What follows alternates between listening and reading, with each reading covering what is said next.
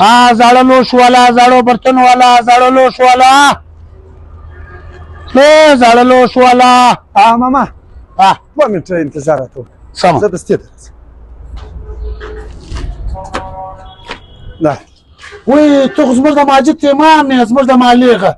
ته ولر کور سملوش خسدا خو سملوش دي ما ته شرع معلوم دي دا سم لوش دي خو مجبوره خرڅو ولې امام صاحب کومه مجبوری دي ده د بجلی بیل راغلی دی 15000 امام صاحب ته دلې ودرېږه زه راځم په 2 منټه کې شه ودرېږه صحیح څنګه خیریت دی و شکر جی خبره وره خیر ته راځه ما تاسو څه کار دی څه کار دی خیر دی ته راځه هلته درشم یاره خدای لري راته چې ته راځه هلته به دروښه شه هلته راشه درځه خنجي ته راځه ما تاسو څه کار دی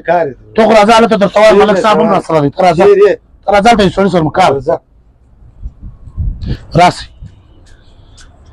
خیر دی تا نه مولوي صاحب کوله موږ راوښت دغه زموږ مصري مولوي صاحب زموږ د کور د امام صاحب دی او امام صاحب دی و ښه ته د بجلي په بیل ته خبر یاست زه د بل څه خبرم زه خو د تړلي تنخواه ورکوم څو تنخواه ورکوې 15000 روپۍ تنخواه ورکوم 15000 تنخواه ورکوې امام صاحب ته بیل راکړه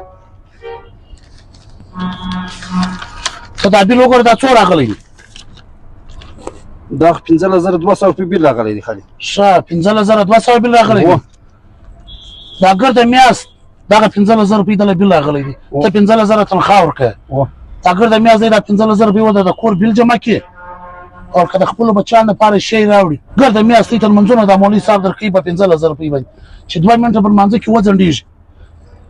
غرغړې پر اسمان تېري چې دا ولې وځنډېدی ولې وځنډېدی ورته 15000 روپۍ بیل راغلی تی که زه به خبر نه یاست ولته ته تړلی تنخواه 15000 روپۍ ورکوي تی د ماجد چاندې ټولوئ هره میاشت چې ټولوئ که نه ټولوئ زموږ ماجد شکر دی الحمدلله روغ رمئ هېڅ لا نه دی بسوی نو ولې د امام صاحب تنخواه نه پورته کوي نن دی راولاړ سوی دی دغه د کور سم لوښه راخیستې دي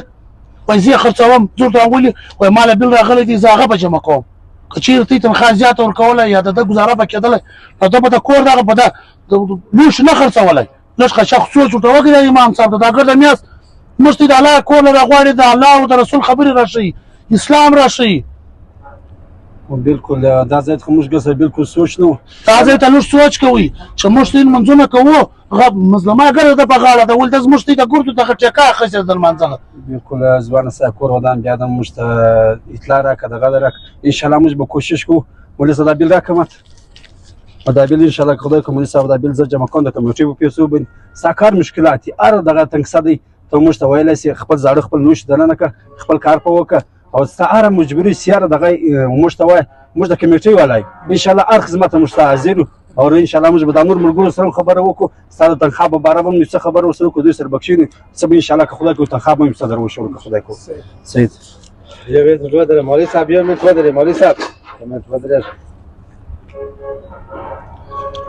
5000 روپۍ واخه ټول د کور راشن ماشن دغه په وکړه انشاءالله موږ کمیټې ستا په دغه باندې انشاءالله ښه تعاون کوو لږ خاشه دغه کوه موږ ته به اوس شهر شکایت دی یار دغه دی هر مشکل وي انشاءالله موږ به انشاءالله که خدای هره مرسته د موږ د انشاءالله تیار یو کور ودان ملک صاحب کور ودان حاجي صاحب کور ودان مولوي صاحب لاړ الله يحفظك عثمان اغا الله د ستارو مشکل اسانه کړي بس زه د ډېرې غټې پریشانۍ خلاص کړم الله د ته هر یو سمه بس مولوي صاحب دواره تکو یا به دا پر باندې فرض دی الله دې حفاظت وکړي بس الله پاک دې عزت وکړي الله پاک قدر وکړي بس خپل لوښ نه باسه ان شاء الله تعالی الله برسه اسانه ان شاء الله کور ودان الله دې عزت